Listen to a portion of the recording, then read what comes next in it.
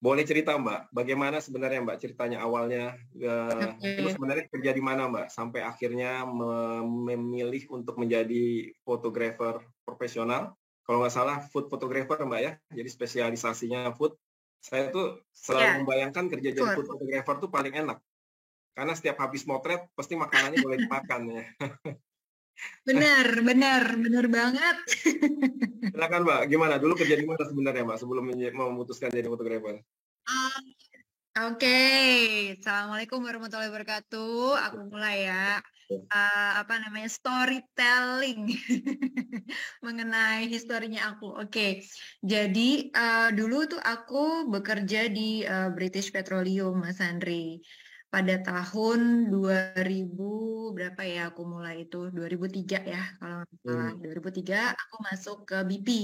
Kalau nggak salah tuh sekarang namanya BP ya, bukan British Petroleum. Nah, kemudian setelah hampir 17 tahun, 17 tahun tuh Mas Henry, aku kemudian memberanikan diri untuk menjadi seorang fotografer gitu. Jadi ceritanya tuh dulu panjang banget ya waktu aku di BP em, sambil kerja sebenarnya tahun 2009-2010 aku ikut kelas pagi Mas Andri. Oh, Aku oke. kelas pagi gitu. Aku ketemu Ngajarnya dengan berarti di kelas pagi itu, Mbak, ya? ya, ada dua sih. Aku di kelas pagi dan juga aku sempat belajar di apa namanya Linkers Academy dengan Marisa Tanjung itu mengenai konten dan fotografi. Jadi ada dua sih sebenarnya aku ininya kursusnya. Nah, di Anton Ismail atau Pak E, biasa kita memanggil beliau. Nah, itu tahun 2009-2010 kalau nggak salah 2010 ya. Nah, itu banyak banget yang aku pelajari di sana. Kelas pagi itu kelas fotografi gratis ya Mas Handri. Jadi, kenapa dibilang kelas pagi? Karena memang belajar fotonya pagi hari. Waktu itu masih jam 6 pagi belajar fotonya. Jadi, aku sebelum ke kantor, kantorku tuh dulu di TB Simatupang ya, sampai sekarang masih di TB Simatupang, alhamdulillah.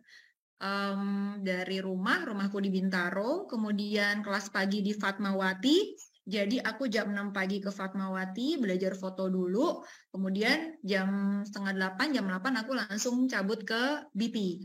Begitu terus, seminggu 3 kali kalau nggak salah. Kadang pernah tiap hari. Saking semangatnya tuh ya, dengan kecintaanku dengan fotografi. Gila banget ya. Sampai dibela-belain gitu loh, bangun subuh-subuh, berangkat setengah 6, terus udah gitu jam 6 udah langsung di kelas. Kayak gitu terus. Ya begitulah, cintaan sama fotografi. Nah, itu kan butuh waktu ya, Mbak, ya? Tidak langsung ya? Artinya sempat bekerja 17 tahun. Momen apa Betul. yang bikin kemudian sampai memutuskan untuk jadi fotografer? Dan kenapa food photography gitu, bukan yang lain? Oke, jadi tuh ceritanya gini, dimulai dari hobi dulu Mas Handri. Hobi aku dan kemudian belajar dari foto. Nah, kebetulan juga di BP saat itu masih ada namanya Flexi Day. Jadi di mana setiap sebulan 2 kali di hari Jumat, minggu pertama dan minggu keempat kita libur. Nah, di hari Jumat itu aku gunakan untuk entah itu aku mengeksplor fotografi, kemudian mulai tahun 2013 aku juga sudah mulai mengkomersialkan fotografi aku gitu. Jadi aku udah mulai bekerja tuh ya dari tahun 2013 gitu. Udah mulai dapat duit. Nah, awalnya bukan food Mas Andri. Jadi masih seperti pre-wedding gitu. Hmm. Terus aku motret foto fashion katalog gitu. Jadi kalau teman-teman yang punya apa namanya baju-baju gitu ya, mereka mau pamerkan di sosial media dulu masih Facebook kan ya. Nah itu aku foto-foto tuh, foto-foto di studio.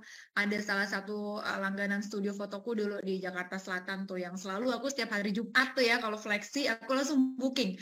Pasti Mbak Astrid kerja nih, kerja foto. Nah, terus udah gitu pre-wedding. Teman-teman kantor tuh yang mau nikah-nikah tuh biasanya tuh ya manggil aku. Kemudian juga sport fotografi aku sempat menjadi salah satu official fotografernya apa sih dulu ya di Senayan kok aku sampai lupa ya. flag football. Nah, aku jadi fotografer mereka. Jadi macam-macam ya. Dan aku juga menjadi ketua fotografi Mas Handri di BP waktu itu. Perempuan. Kebayang nggak sih? Kan fotografer itu kebanyakan laki ya. Apalagi di BP itu laki semua. Jadi ya udah gitu deh. Harus apa namanya? Harus memanage para cowok-cowok itu kan kalau apa mau ngadain event atau apa gitu. Pasti klub fotografi lah yang dipanggil. Nah, kemudian setelah apa namanya hampir 17 tahun, BP kebetulan ada offering untuk Golden Shake Hands. Jadi saat itu kita dikasih pilihan untuk mau ambil paket atau mau terus di BP dengan perubahan organisasi gitu. Itu sangat sulit tuh memutuskannya Mas Andri. Kebetulan saat itu aku kan masih bekerja foto juga masih freelance ya, masih belum berani full time freelance, jadi masih ambil-ambil aja. Bingung waktu itu, bisa nggak ya gue ambil gitu, bisa nggak ya, berani nggak ya, kira-kira gimana nih penghasilannya, kan gitu ya, kalau di kantor kan kita setiap bulan pasti dapat, tapi kalau freelance kan belum tentu gitu, belum tentu juga sebesar itu gitu.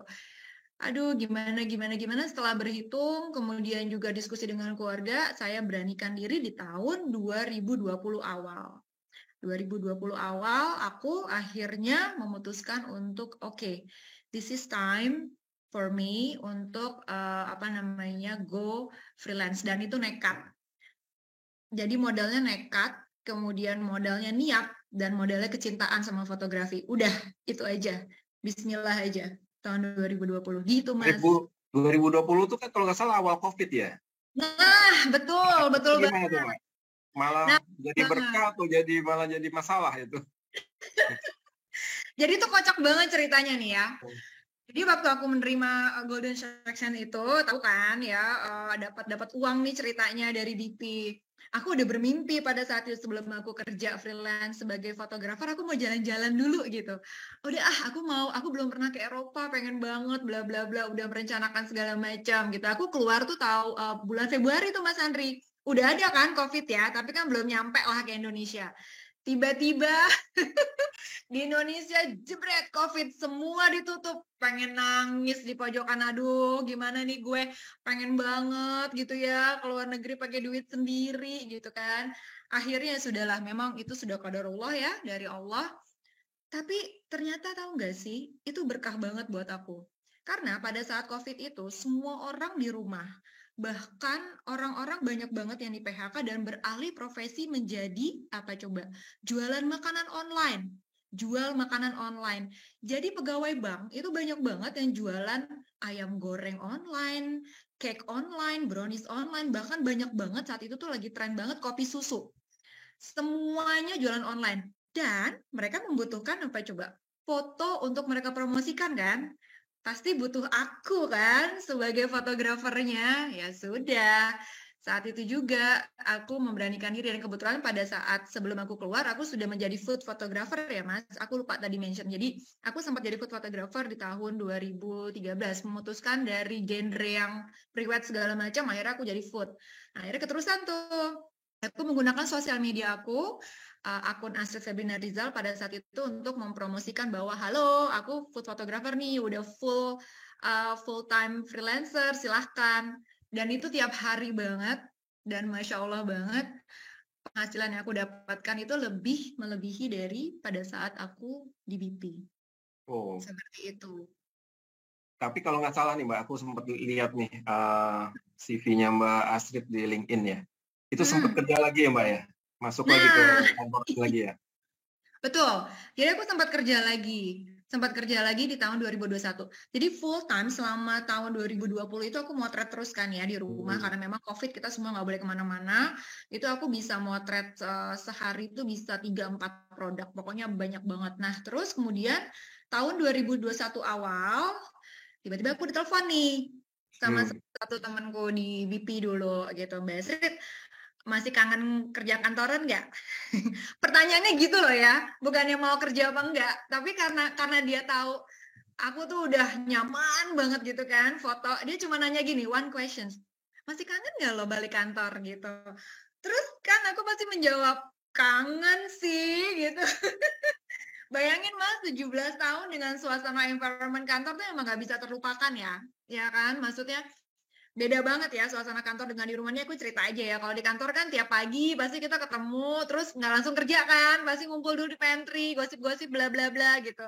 Suasana itu tuh sebenarnya aku kangenin juga gitu kan, apalagi aku tukang ngobrol, jadi keliling, efektif kerja tuh baru jam 9 lah ya, 9, 10, jam 12, pokoknya suasana yang kayak gitu tuh aku kangen banget. Nah terus tiba-tiba kangen lah gitu, terus aku bilang aku kangen sih, oke kalau gitu yuk coba send your CV gitu. Terus ada prosesnya cuma 1 hari apa 2 hari, aku diterima di Texcal. Saat itu salah satu perusahaan oil company yang baru growing, baru produksi kalau nggak salah di tahun 2019 ya. Jadi masih apa namanya, masih banyak banget yang memang harus dibenahi karena memang masih baru banget kan. Nah itu setahun Mas Andri kurang lebih. Jadi dari tahun 2021 sampai 2022 kemudian aku berhenti, aku resign lagi. Coba bayangkan. Kenapa coba? Kangen lagi memotret. Gila ya, memang ya passion itu ya. Tapi ini kalau ditawarin lagi masih mau apa enggak? Oh, masih sih kangen. Tapi boleh nggak yang pakai jalan-jalan? Yang ada foto-fotonya. Nggak boleh ya, nggak boleh milih ya. Aku tuh basicnya seneng banget tuh foto sampai sekarang. Dan dulu waktu aku di BP, Mas, balik lagi nih ya, waktu aku di BP, aku beberapa kali juga sering traveling ke Papua, karena kan BP kan operasinya di Papua ya. Itu aku sampai dijuluki wanita berkamera. Jadi kemana-mana aku gotong kamera. Kalau sekarang aku pakai kamera mirrorless, Olympus, OMD yang kecil. Tapi zaman dahulu kan masih pakai DSLR ya, Canon. Terus bawaannya 2470 tuh yang gede gitu. Kadang-kadang bawa yang kalau 70-200 enggak lah ya. Terus perempuan kecil kan, mungil badanku, bawa kayak gitu kemana-mana, motret sini, motret sana. Terus kan kalau di sana tuh dulu nggak kayak sekarang ya, dulu kan handphone belum ada kamera ya. Jadi orang kalau bawa kamera ke pedesaan gitu kan langsung kayak, hah? Gitu, orang-orang sana kan langsung kayak, waduh, perhatian ya.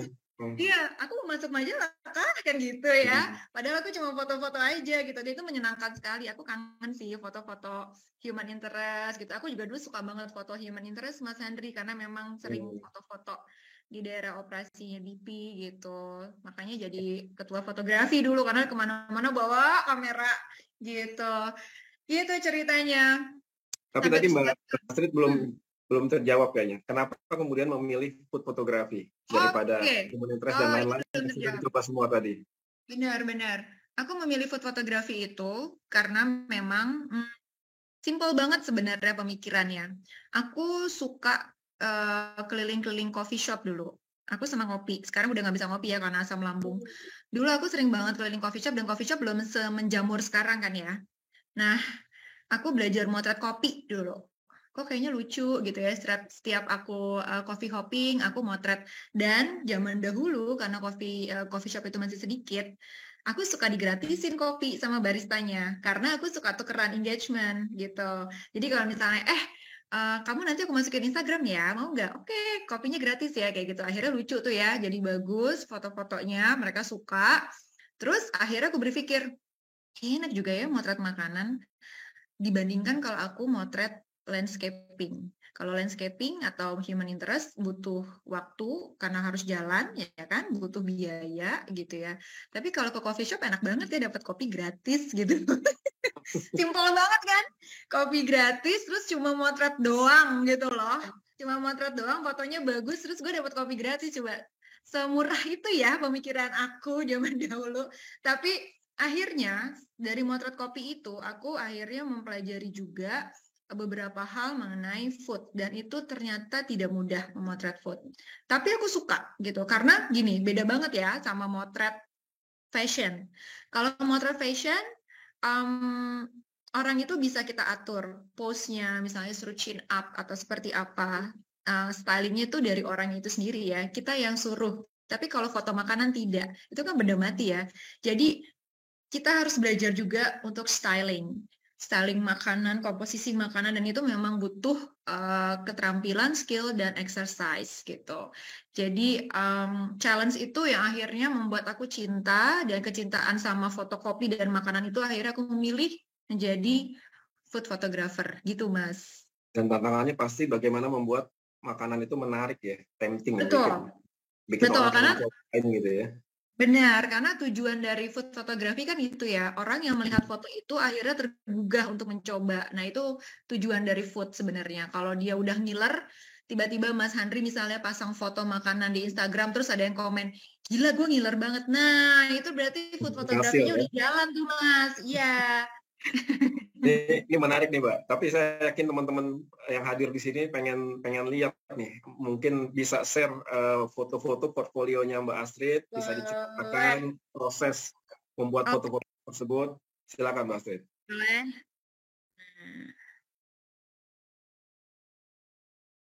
Nah, ini salah satunya aku pernah motret buat Dapur Coklat Mas Handri. Dan ini aku sebenarnya baru belajar banget foto. Mas Handri tahu nggak aku motret ini dengan apa lightingnya? Ini Aku dengan natural available light light. ya, Mbak ya? Yes, aku pakai natural light Down light aja. nih. Benar, dan Dapur Coklat percaya gitu ya sama aku, padahal aku tidak menggunakan lighting saat itu. Aku waktu itu benar-benar baru belajar loh, benar-benar baru belajar. Maksudnya bukan baru belajar banget, aku benar-benar mengandalkan available light dan belum mengenal artificial lighting secara mendalam. Dan mereka udah percaya banget sama aku, gitu. Ini Dapur Coklat untuk edisi produk khusus. Jadi coklat-coklatnya ini rasanya lucu-lucu. Coklat rasa nasi uduk, coklat rasa kunyit soto ayam gitu. Dan kita tuh ya sebagai food photographer ya, itu tadi yang Mas Andri bilang, habis motret tuh dicoba, coba bayangin deh, dicoba. Ini belum rilis tuh aku udah nyoba coklat rasa soto ayam, coba bayangin. Gimana tuh rasanya? Coklat rasa rendang gitu, pokoknya lucu banget ya. Nah, ini Dapur Coklat. Oke, next. Menyenangkan sih pengalamannya. Nah, ini aku waktu itu karena aku ikut Linkers. Linkers itu salah satu majalah in-flight magazine, ini Citylink ya, Mas Handri. Aku waktu itu ikut Linkers Academy sama Mbak Sasha gitu sebagai gurunya, juga Mbak Windy sebagai gurunya. Aku di sana belajar bukan cuma foto, tapi aku berkonten, menulis. Jadi aku belajar nulis di situ. Nah, kemudian setelah itu aku menang di kompetisi yang ada di akademi itu, aku diajak ikut meliput sebagai belajar-belajar jurnalis juga, Mas Andri. Jadi aku meliput makanan waktu itu di Bali, ada food festivals. Nah, habis itu setelah itu diajak deh beberapa hal sama Mbak Sasha untuk beberapa edisi. Nah, fotoku masuk ke dalam cover. Aku senang banget dipilih gitu ya. Ada dua nih yang dipilih, dan ada beberapa tulisan-tulisan juga yang aku tulis di magazine itu. Menyenangkan sekali, bisa foto terus bisa nulis, itu sesuatu banget ya, karena kan nulis nggak gampang ya Mas Andri. Iya, betul. Nggak gampang banget. Oke, jadi ini aku jadi fotoku menjadi cover magazine, dan kalau yang kanan tuh fotokopi, yang kiri tuh foto makanan tradisional. Semua motretnya flat lay dan menggunakan natural lights aja gitu. Oke, next. Ini untuk Citylink. Kalau ini untuk restoran, jadi ini juga pakai natural lights, aku tidak menggunakan apa-apa. Jadi untuk teman-teman ya yang fotografer atau mungkin ingin menekuni food gitu ya, atau yang punya makanan online gitu, punya mamahnya, kalau motret nggak perlu menggunakan artificial lighting dulu. Udahlah menggunakan cahaya ilahi aja udah cukup gitu ya. Buktinya aku udah di hire tuh sama Dapur Coklat untuk natural light. Jadi nggak perlu beli barang-barang profesional terlebih dahulu. Itu sih kuncinya. Oke, next. Nah, next, Mbak. Nah, ini juga untuk coffee shop. Jadi ada beberapa coffee shop yang aku kunjungi. Akhirnya aku dapat job tuh, Mas Andri. Seru juga kan? Beberapa ke coffee hopping itu dapat job deh, Mbak Astrid. Fotoin dong gitu. Kan itu cuan ya. Alhamdulillah. Oke, next. Jadi hobi coffee hopping tuh bisa loh menghasilkan cuan, teman-teman. Ini juga pakai natural light. Nanti aku akan share yang pakai artificial light. Ini juga pakai natural light, tapi dia pengennya dark mode. Jadi ada tema-tema tertentu dalam food photography ya, dark, bright gitu. Oke, next. Sambil ini Mbak, sambil diskusi boleh Mbak ya? Boleh. Itu biasanya selalu ngikutin maunya klien atau Mbak Astrid ada yang justru ngasih ide gitu? Oke. Good questions. Biasanya pada saat kita diskusi, aku mendengarkan dulu apa yang dimau sama klien. Kemudian baru aku masuk ke ideku. Nah, sekitar 70% biasanya mereka tuh kepengennya pakai mereka punya dulu gitu. Jadi aku harus ngikutin apa yang mereka mau, karena kan ada briefnya ya biasanya. Briefnya kayak gini ya Mbak Astrid, bla bla bla bla. Terus mereka punya brand color, punya apa segala macam gitu. Ya udah, mau nggak mau nih Mas Andri harus ngikutin apa kemauan klien. Padahal misalnya it's not my style gitu ya, tapi kita harus ikuti apa kemauan klien gitu. Jadi kadang-kadang beda ya antara hobi yang memang dikerjakan hobi dan hobi yang akhirnya menjadi pekerjaan. Kalau hobi sudah menjadikan pekerjaan, itu pressure-nya beda lagi. Kalau hobi memang hobi, ya udah kita melakukan itu suka-suka, ya kan? Hasilnya ya suka-suka kita, karena toh yang lihat kita dan yang ada di Instagram aja gitu, nggak ada kewajiban kita ke klien. Tapi kalau kita sudah hobi dijadikan pekerjaan, nah pressure-nya adalah, tanggung jawabnya adalah kita harus mempertanggungjawabkan foto kita sesuai sama kemauan klien, walaupun tidak sesuai sama kemauan kita. Gitu. Nah, kalau ini sih, kalau yang do nothing, nah ini salah satunya yang saya mau. Jadi, waktu itu proyek bareng dengan Mbak Im Wong dan partner. Jadi ini produknya Mbak Im Wong, tapi sekarang udah enggak ya. Ini proyeknya Mbak Im Wong dan partner dulu, partnernya tuh ownernya Dapur Coklat juga. Nah, ini yang aku sarankan temanya dari aku. Jadi bukan mereka. Jadi mereka membebaskan. Aku senang sih di project yang dibebasin ya dari aku. Jadi aku bisa berkreasi seperti itu. Tapi ada juga yang memang klien mau gitu ya. Kita harus ikut. Oke. Next. Nah, ini Ivan Gunawan. Nah, ini juga sebenarnya ngikutin apa yang kemauannya Mas Ivan sih gitu. Mas Ivan kan punya produk gitu ya. Dia cuma pengen simpel-simpel aja, ya udah. Dan ini pengerjaannya sampai jam 11 malam karena Mas Ivan sibuk banget ya. Jadi dan ini zaman Covid, Mas. Jadi via online semuanya. Jadi aku kirim, terus nanti dia lihat gitu fotonya, hasil fotonya aku kirim, approve-nya langsung malam itu, approve nggak gitu, sampai jam 12 malam kerjainnya. Kalau ini pakai lighting Mbak ya? Ini pakai lighting. Ini udah mulai pakai lighting. Oke, next. Nah, ini konsepnya dari aku juga. Ini anaknya Mbak Im Wong, Keanu. Jadi dia punya Bapau, terus timnya dari Bapau Keanu nih ke aku datang, Mbak Astrid tolong buatin dong konsep. Jadi aku senang juga sih buat konsep. Aku bikin lah akhirnya konsep. Gimana kalau kita bikin konsep kayak gini gitu. Jadi aku nggak mau konsep yang biasa-biasa aja. Aku bikin yang kayak apa sih, ada props-propsnya. Dan ini propertinya aku beli di toko-toko mainan anak-anak. Aku beli sendiri gitu. Jadi Mas Handri pada saat motret makanan itu yang menjadi fotografer pun aku, yang menjadi styling pun juga aku. Jadi aku juga stok props dan sebagainya. Semuanya aku kerjakan sendiri. Oke. Next. Selalu begitu Mbak ya? Atau ada saat di mana pakai stylingnya dari orang lain gitu? Good questions. Jadi kalau misalnya saya itu menerima pekerjaan yang contoh restoran gitu ya, foto menu restoran itu kan banyak banget ya, bisa 40. Jadi kalau saya lihat kuantitinya terlalu banyak, saya nggak bisa kerja sendiri, saya punya asisten. Alhamdulillah sekarang saya punya asisten Mas Andri, jadi alhamdulillah, jadi kemana-mana kalau memang pekerjaan untuk yang proyeknya gede ya, proyeknya besar dengan kuantiti yang banyak, akan hire asisten gitu, karena nggak mungkin sendiri. Dia nanti akan mengerjakan stylingnya juga, properti dan sebagainya, tapi tetap foto dan reviewing stylingnya saya gitu, yang supervisi saya. Oke, next. Ini lucu ya, saya seneng deh ini proyeknya. Melamar jadi asisten boleh, siapa tuh? Silakan. Nah, ini untuk proyek restoran Padang modern, namanya Carita Raso. Ini lucu banget juga. Saya tuh senang ya jadi food photographer karena akhirnya mengenal beberapa kuliner-kuliner dan inovasi-inovasi orang. Zaman sekarang tuh food itu semuanya berinovasi. Contohnya ini gitu loh, makanan Padang yang di wrapping gitu loh sama mereka. Jadi makannya tuh kayak kebab, tapi dalamnya tuh nasi Padang gitu. Kebayang nggak sih makan kebab tapi dalamnya tuh nasi kapau gitu? Lucu ya, makanya aduh senang banget ya. Ini saya pakai asisten karena banyak banget waktu itu. Oke, next. Terus, nah ini buat kopi kapal api. Mulailah saya megang brand gitu ya, brand. Waktu itu nih zaman COVID juga. Dan ini tidak apa ya, megang brand itu ternyata tidak seperti yang saya bayangkan ya. Beda banget Mas, klien yang UMKM dengan brand. Jadi mereka itu ya begitulah ya.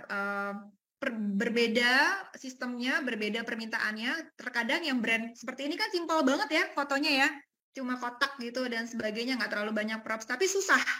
Ini dari agensi ya Mbak ya, berarti? Nah, alhamdulillahnya ini langsung nggak dari Oh agensi. langsung, oke. Ya, jadi yang mau kontak aku langsung orang kapal apinya.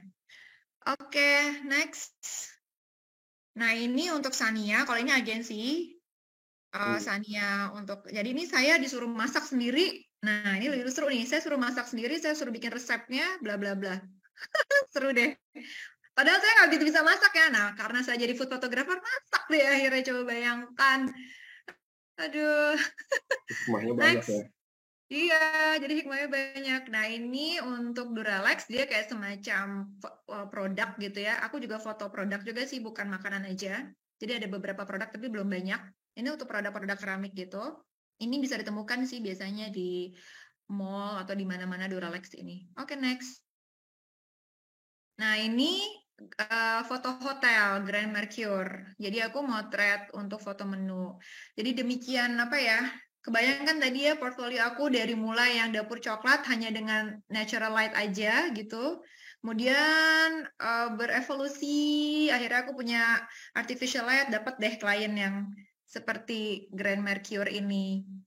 Seperti itu. Cuma sebagian aja sih ini. Next kayaknya udah ya. Nggak ada lagi ya. Dah. Nggak ada lagi Mas. Ini klien-kliennya. Kebanyakan.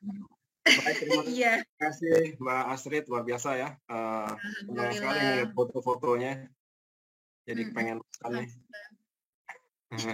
Nah, ini pertanyaan terakhir nih sebelum saya beralih ke Mas Purwanto ya. Maaf ya, saya Jadi minum. sejauh ini Iya, iya. nyesel nggak meninggalkan pekerjaan kantor? Enggak. Nggak ada ya. Enggak. Karena Mas, aku yakin ya, waktu Tuhan itu menutup satu pintu rezeki, Tuhan itu akan membuka pintu rezeki yang lain. Jadi aku menjalani ini dengan ikhlas gitu ya. Aku punya quotes ya. If you brave enough to say goodbye, life will reward you with a new hello. Jadi kalau misalnya kita berani untuk say goodbye untuk yang lampau, pasti kita akan menemukan reward dengan sesuatu yang baru. Jadi aku nggak menyesal sih Mas Handri. So ya udah jalanin aja. Alhamdulillah rezekinya di sini. Gitu. Terima kasih Mbak Astrid. Sama-sama. Sharingnya.